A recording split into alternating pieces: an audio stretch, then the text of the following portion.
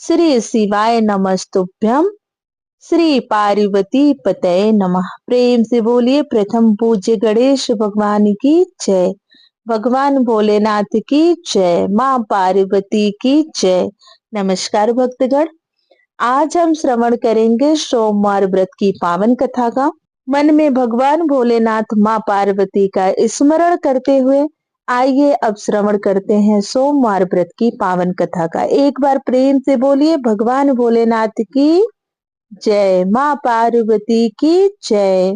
एक साहूकार था जो बहुत अधिक धनवान था। उसके पास धन आदि की कोई कमी नहीं थी। साहूकार के पास सभी सुख और ऐश्वर्य के साधन थे, किंतु उसको एक ही दुख था कि उसके कोई औलाद नहीं थी। दिन रात वह इसी चिंता में लगा रहता और वह पुत्र पाने के लिए हर सोमवार को भगवान चंद्रदेव व शिव जी की पूजा करता। वह व्रत भी रखता था।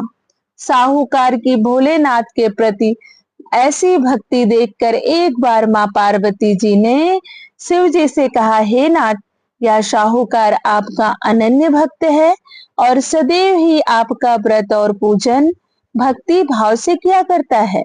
आप कृपा करके इसकी मनोकामना को पूरी कर दें। माता पार्वती जी के ऐसे वचन सुनकर भोलेनाथ ने माँ गौरी से कहा, हे पार्वती, यह संसार एक कर्म क्षेत्र है।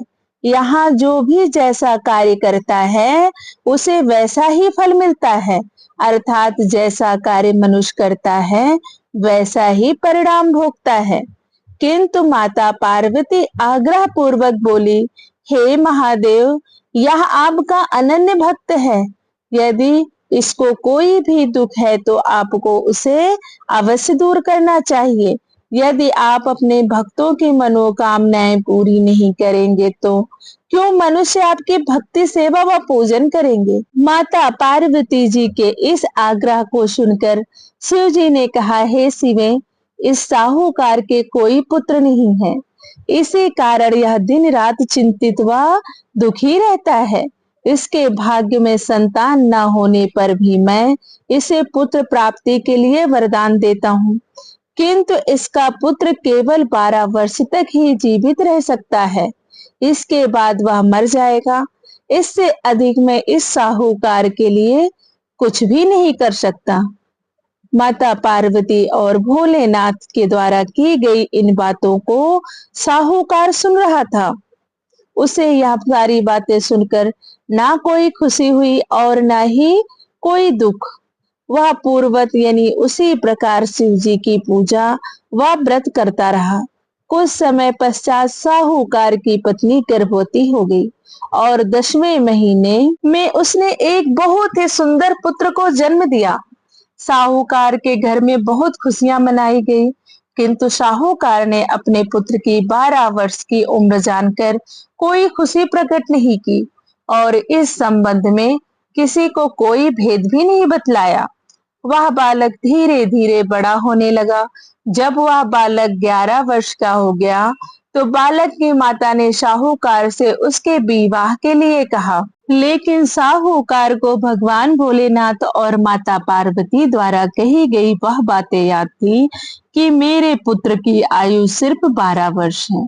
उसने मन में विचार किया कि अगर मैंने अपने पुत्र का विवाह कर दिया तो किसी की पुत्री का जीवन बर्बाद हो जाएगा, इसलिए मैं अपने बेटे को काशी जी पढ़ने भेजूंगा, क्योंकि भगवान भोलेनाथ का दिया हुआ है और मैं चाहता हूँ कि आखिरी समय या वहीं पर बिताए।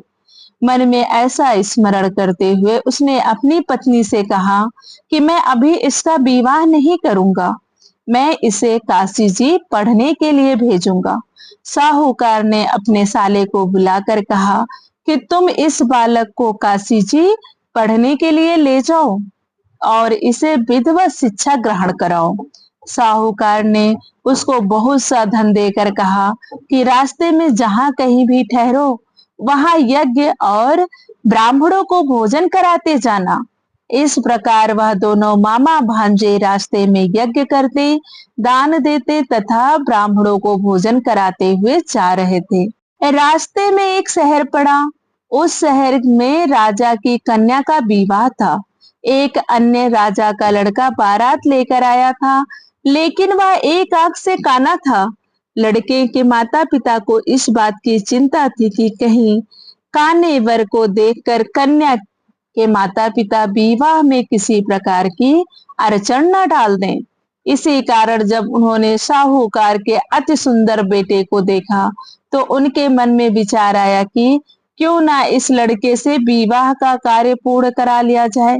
यह विचार कर उसने लड़के और उसके मामा से कहा कि यदि आप फेरे व कन्यादान का कार्य पूर्ण करा देंगे तो आपकी बड़ी कृपा होगी और हम आपको बहुत सारा धन उपहार के रूप में देंगे। शाहूकार के लड़के और उसके मामा ने इस बात को स्वीकार कर लिया था।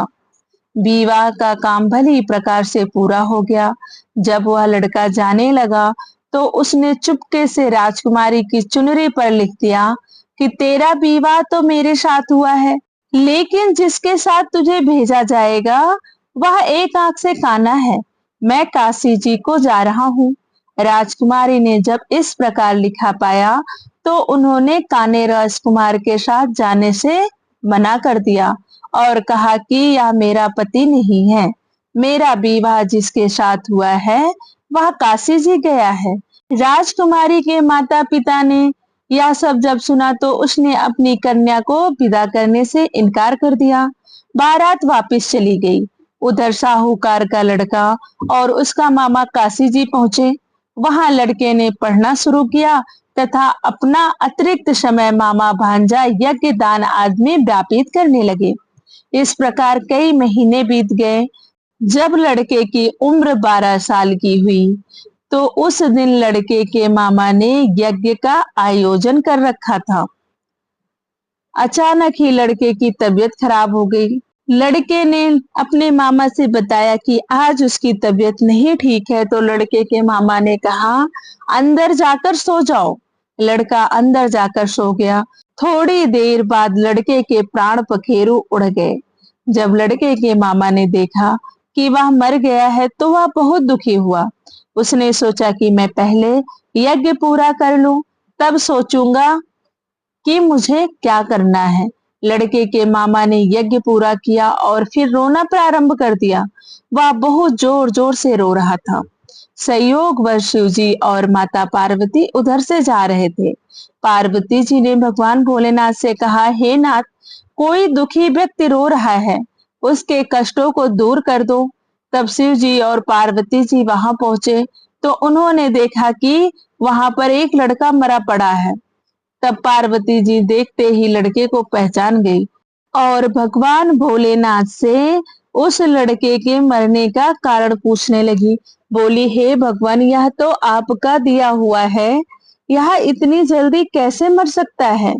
तब शिव जी ने पार्वती जी को समझाया, हे गौरी, इस लड़के की आयु इतनी ही थी, ये अपनी आयु पूरी कर चुका है।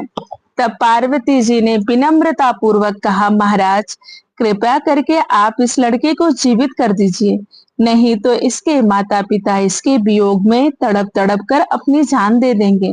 माता पार्वती की बात सुनकर शिव जी ने लड़के को पुनः जीवित कर दिया। शिव जी की कृपा से लड़का जीवित हो गया। शिव शंकर व माता पार्वती शिव धाम को चले गए। शिक्षा पूरी होने के पश्चात लड़का और उसका मामा पहले की तरह यज्ञ करते ब्राह्मणों को भोजन तथा दक्षिणा देते हुए अपने घर की ओर चल दिए। रास्ते में दोनों उसी शहर में आए जहां उस लड़के की शादी हुई थी। वहां पहुंचकर दोनों ने यज्ञ करना शुरू कर दिया। जब वे दोनों यज्ञ कर रहे थे तो उस लड़के के ससुर यानी वहां के राजा ने, जो उधर से घोड़े पर सवार होकर अपने सेवकों के साथ जा रहे थे, उसने लड़के को पहचान लिया। राजा ने महल में ले जाकर दोनों की खूब सेवा की। कुछ समय पश्चात राजा के महल में रहने के बाद लड़के ने राजा से जाने की आज्ञा ली। राजा ने अपनी लड़की को लड़के के साथ विदा किया और साथ में बहुत सा धन एवं दास दासियों को भी भेजा। जब वे अपने शहर में आए तो लड़के के मामा ने कहा, पहले मैं तुम्हारे माता पिता को तुम्हारे आने की खबर सुना आता हूँ, तब तक तुम पत्नी सहित यहाँ आराम करो ऐसा कहकर लड़के का मामा साहूकार को अपने पुत्र के आने की खबर देने चला गया। घर जाकर उसने देखा कि उसके बहन और बहनोई छत पर बैठे हुए हैं और उन्होंने यह प्रण कर रखा है कि यदि उनका बेटा जीवित लौट आया तो वह छत से नीचे उतर आएंगे, नहीं तो छत से कूदकर अपने प्राण त्याग देंगे। लड़के के मामा ने यह समाचार उन्हें सुनाया कि उनका लड़का जीवित लौट आया है तो उन्हें विश्वास नहीं हुआ। तब लड़के के मामा ने शपथ खाकर कहा कि आपका पुत्र अपनी स्त्री और बहुत सा धन और दास दासियों सहित घर आया है। तब साहूकार और उसकी पत्नी छत से नीचे उतर आए तथा प्रसन्नता के साथ अपने बेटे और बहू का स्वागत किया। सभी प्रसन्नता के साथ रहने लगे। इस प्रकार भक्ति भाव से जो भी प्राणी सोमवार के व्रत की कथा का पालन करता है तथा प्रेम पूर्वक इस कथा को सुनता या पढ़ता है तो उसके सभी कष्ट दूर होते हैं, सारी मनोकामनाएं पूर्ण होती हैं और इस लोक में सभी सुखों और सुविधाओं को भोग कर अंत में उसे शिवलोक की प्राप्ति होती है। प्रेम से बोलिए भगवान भोलेनाथ की जय, माँ पार्वती की जय। अगर कथा अच्छी लगी हो तो वीडियो को लाइक करें, शेयर करें और चैनल को जरूर सब्सक्राइब कर लें।